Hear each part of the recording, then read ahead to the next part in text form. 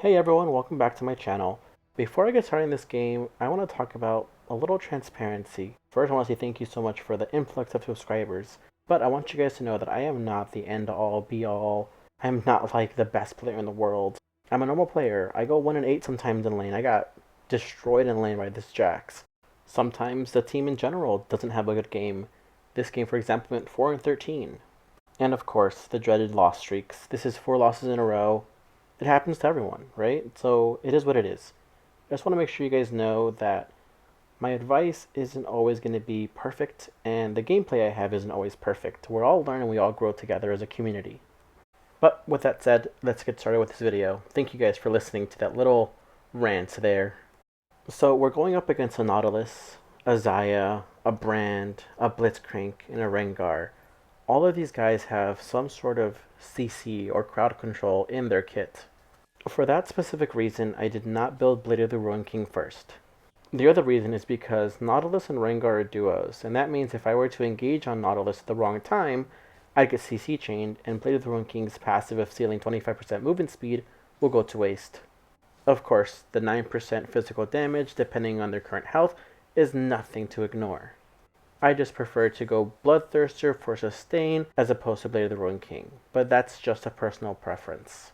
So the way I want to lane against Nautilus is to keep pushing these waves into his turret. The reason behind that is because he doesn't have the best wave clear, so if I can force these minions to keep crushing into his turret, he's going to lose more CS than if I left it in the center. So here's an interesting concept. You have Shyvana, right? She's doing her red side. You can assume Rengar is doing his red side too. While she's clearing it, you can assume that Rengar is in the exact same camp. So now that she's done with Raptors, you can assume Rengar is almost done with Raptors. This is important so you know when they're going to gank. And just like I said, there is Rengar right on cue. I was already ready for it, so I decided to back off as soon as I see him. The other reason I knew that Rengar started red was because Nautilus came to lane a little late, which meant that he was leashing. Interestingly enough, Rengar had already done Scuttle, which is insanely fast. I didn't even realize he took it that fast. But moving on back to lane, I start doing the exact same thing I do. Shove that lane all the way into his turret. And since you've seen this before, I'm going to go ahead and fast forward this because there's no difference between what I'm doing now and what I did before. And right now the current score is 0-1, and you're going to see this go downhill really fast. Rengar is going to get super duper fed. And so the reason I ignite Nautilus here is to keep him in lane as long as I possibly can. If I'm in lane, you're in lane. That way he doesn't get an item advantage. The one thing I don't want you to copy from me, although I do it in almost every single video, is overstay your welcome. I'm sitting on 2100 gold, which is more than enough gold to recall and come back. Now, of course, you can watch one of my videos and be like, well, nothing is happening, there's no reason for you to recall, but that's the worst way to think about it. Like right now, I can buy myself an item that gives me lifesteal and critical chance. Right now, I only have an item that gives me attack damage. Like right now, my money isn't doing anything for me except for sitting in my bank. Like I can crash this wave into turret, recall, and come back, the wave would be in a neutral state, but that's not what I'm doing. I'm doing this not the best way possible. It's working out thankfully, but it's not going to work out 100% of the time. So you should be asking yourself, why am I showing this video if you're doing something wrong? But this is just to show you that I don't do things perfectly. This is something you can improve on and be better at than me. And right now it's like, oh dang, you can buy a Bloodthirster straight up? That's insane. But the components that build into Bloodthirster are just as good in early game. So I know Blade of the Ruined King gives you a slow. So I'm going to compensate missing that slow with buying through all this Grudge, which will give me a slow whenever I do my spin on somebody. Plus it'll give me armor penetration to better deal with Nautilus and Blitzcrank. So I have attack damage and an attack slow. How am I going to compensate for the attack speed that I'm missing from Blade of the Ruined King? Well, I have Lethal Temple as a rune, and Tryndamere actually has a hidden passive which will give him a little attack speed boost for about 3 seconds when he engages on an opponent. So I used the Scryer's Bloom to see if I can find Rengar in his red side. I saw that he's taking Krugs, so I decided to take the Scuttle for a gold boost, experience boost, and also secure it for our team. Alright, so it's 15 seconds before the first dragon and first Rift Herald. I react a bit too late, and I don't help on my team until everyone dies, and it's not really pretty, but it worked. And you can tell that Nautilus is on his way to Dragon. I don't even react to it. I just ping, hey, he's missing, he might be going on his way over there. I should be on my way over there. I don't know why I didn't move, but I'm going to push this all the way to turret and take another plate, which obviously isn't helpful for my team. And there's already a big fight over there. You saw Rengar. Oh my goodness, look at all those little bubbles down by Dragon. Everyone's going to die, and I'm over here taking plates, and this is just so sad. And then it clicks. I'm like, hey, I'm on my way to Dragon right now. It's a bit too late because, as you saw, Shyvana just died, Ashe is dead, Senna is dead, and Sarah's pretty much dead for sure. And I'm here. I flash for no reason. I'm not flashing for anybody, but I catch up to the enemy team. Someone puts a surrender button. Please don't put the surrender button when someone's fighting. That's like the worst. And I managed to kill one person. I managed to kill two people. I almost killed Rengar, but his heal is massive. I managed to keep the enemy team so busy that my team had a chance to respawn, and we actually secured Dragon. Not sure how that played out, but it worked. And as you can see, the score went from 1 to 2 to 3 and 7, so we're a little behind now. So at this point, everyone is making mistakes. Like Shyvana should have recalled right now to get ready for Rift Herald. Senna just died again. Ashe is dead again. Sarah's dead again. Rengar is unstoppable. I'm gonna go ahead and 1v1 Nautilus for no dang reason. Thankfully, Shyvana's like, hey, you should back off. I'm like, you know what? That's a good point. Because if I didn't, I would have gotten ganked just like them, like Rengar and Bran. They're on a mission. They're about to go straight to Rift Herald, and we have no way to contest it. So what do you do in this situation, right? Like, we're at 3 kills to 10 kills. The surrender button's looking real tasty right now. You just gotta wait. These people are gonna make a mistake, and you have to capitalize on those mistakes. And so this fight is gonna show you exactly why I didn't get Blade of the Ruined King.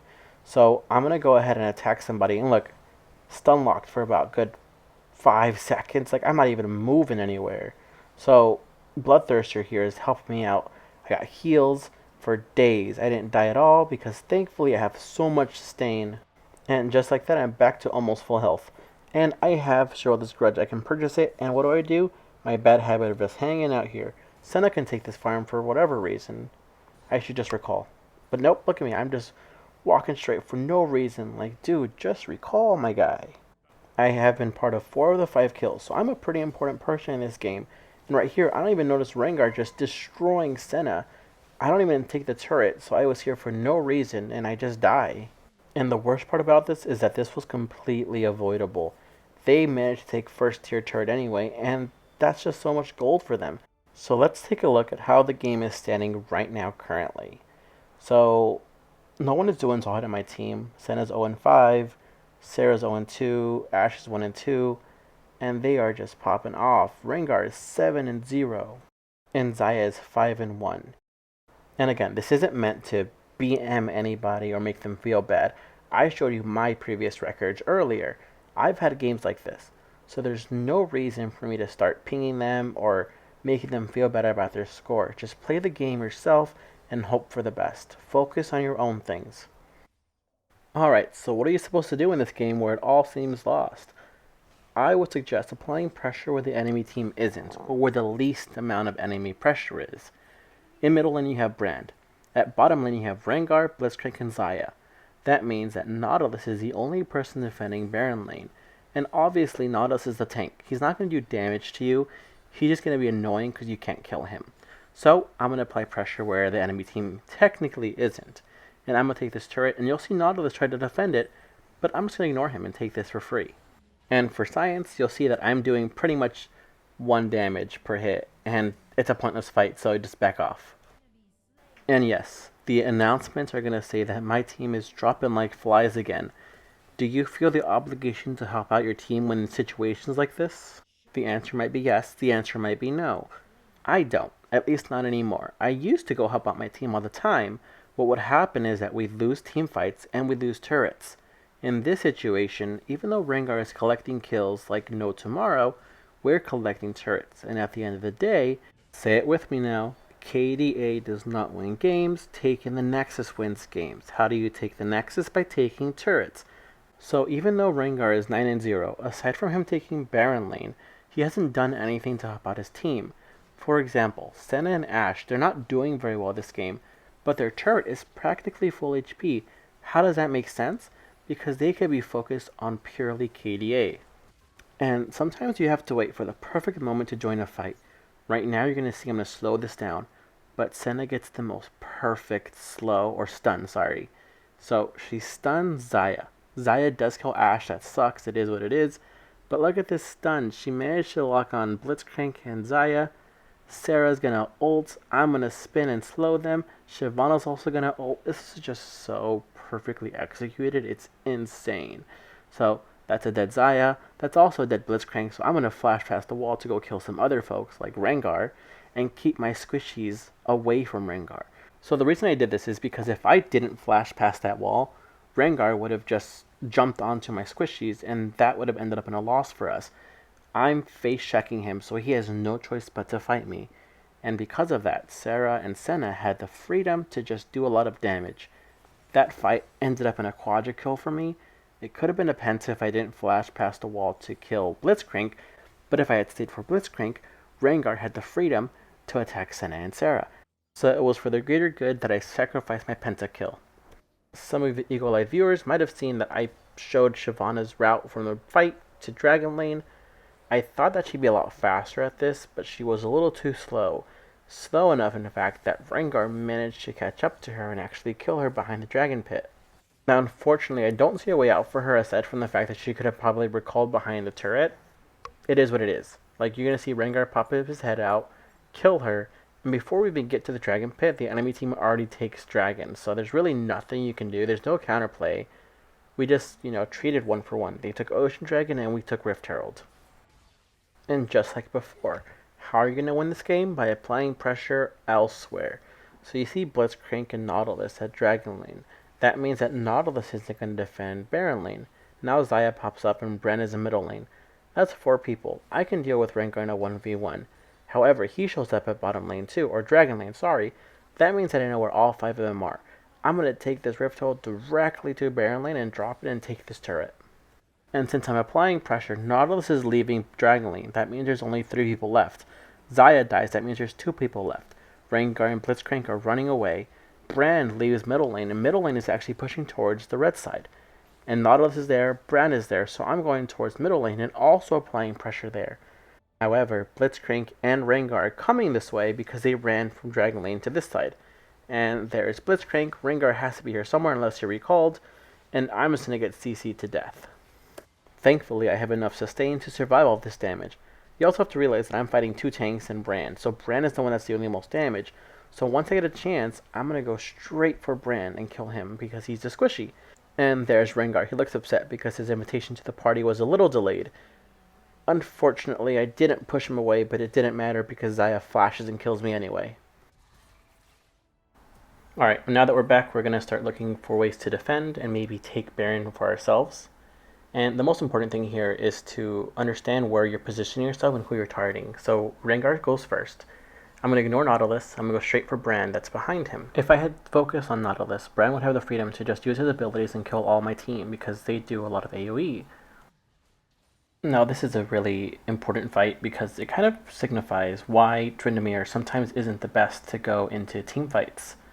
He's a single target person versus someone like Malphite or Garen, who does both damage and can tank things. Like there, I went in and I left. I didn't really do much after the fact.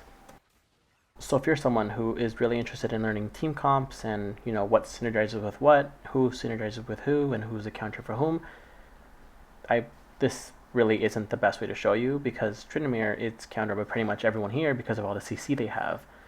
The difference is that I'm so comfortable with Tryndamere that I'll take him into any matchup.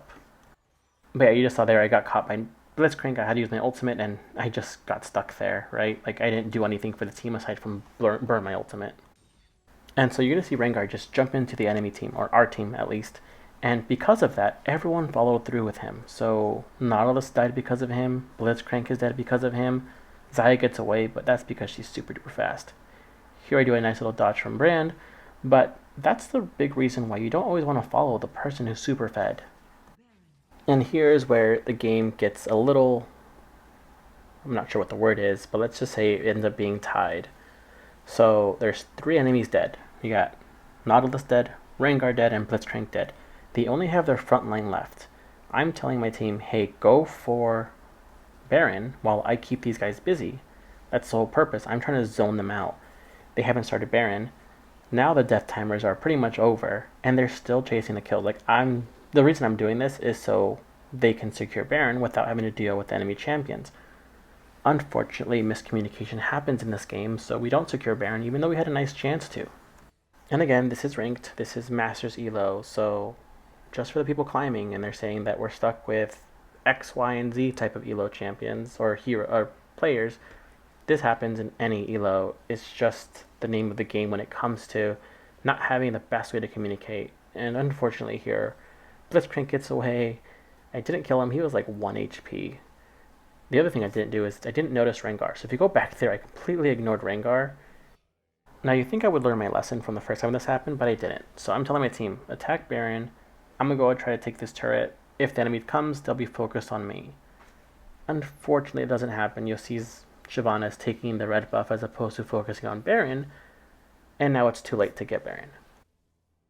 But, Dragon's up in 4 seconds, so let's just say, hey, let's go for Dragon, because Rengar still has 10 seconds left before he responds, and we can take this really fast. And you see me pinging on the side, like, hey, 10 seconds left before he responds, let's take this as soon as possible. We have smites, and we have 3 people that do a lot of damage. And we managed to take the Dragon. I'm trying to recall to get my Glorious Enchantment. Now, technically, maybe I should have gotten Quicksilver Enchantment instead because of all the CC, but I like to run around really fast, so I have like a bias towards Glorious.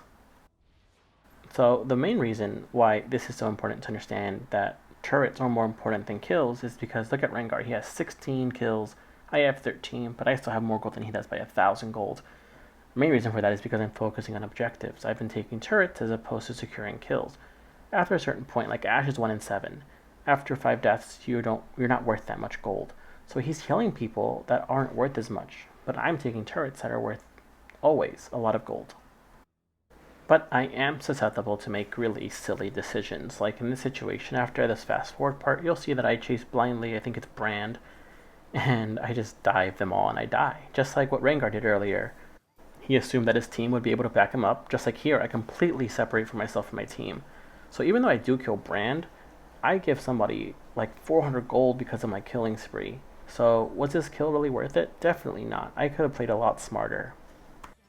So at this point of the game, I'm thinking, how can I further help my team? So I sell my Bloodthirster to buy myself a Mortal Reminder. Now I know that the armor penetration passives don't stack because they're both called Last Whisper, but Mortal Reminder has Grievous Wounds, which I need because everyone is just healing so much.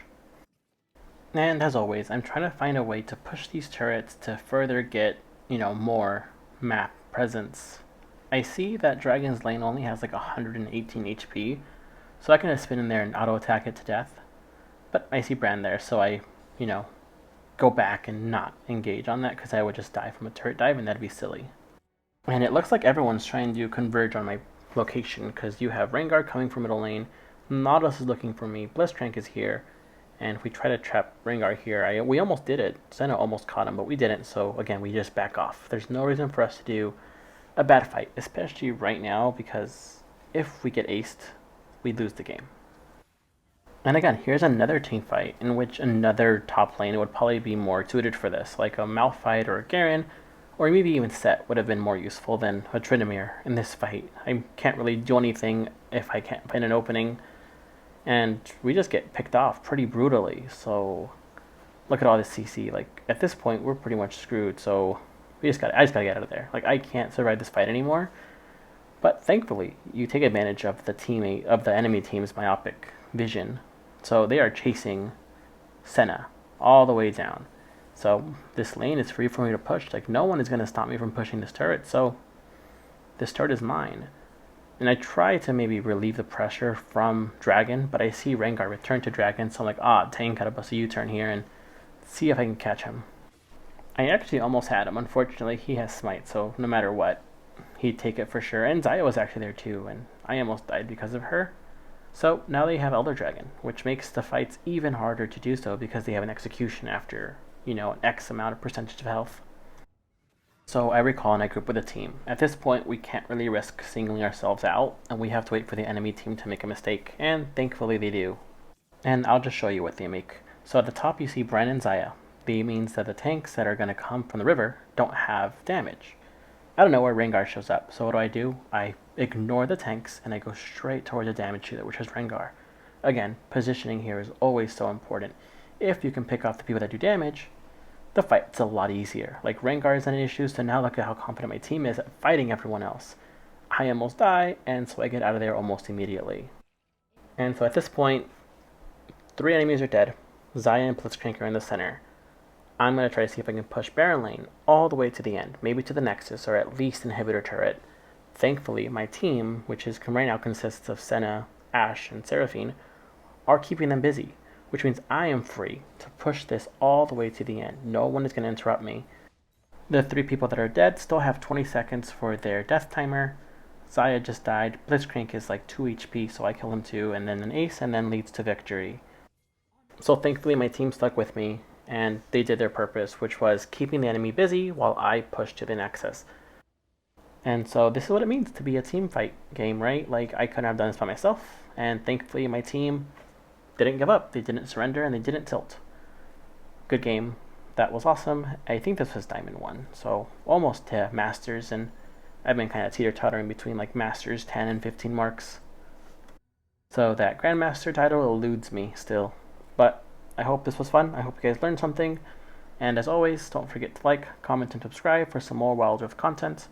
And I do hope that your elo climb this season is going much better than it was last season. If you guys learned something, let me know what you guys learned. If there's something you think I should change, let me know that too. Have a great one, you guys. See you later.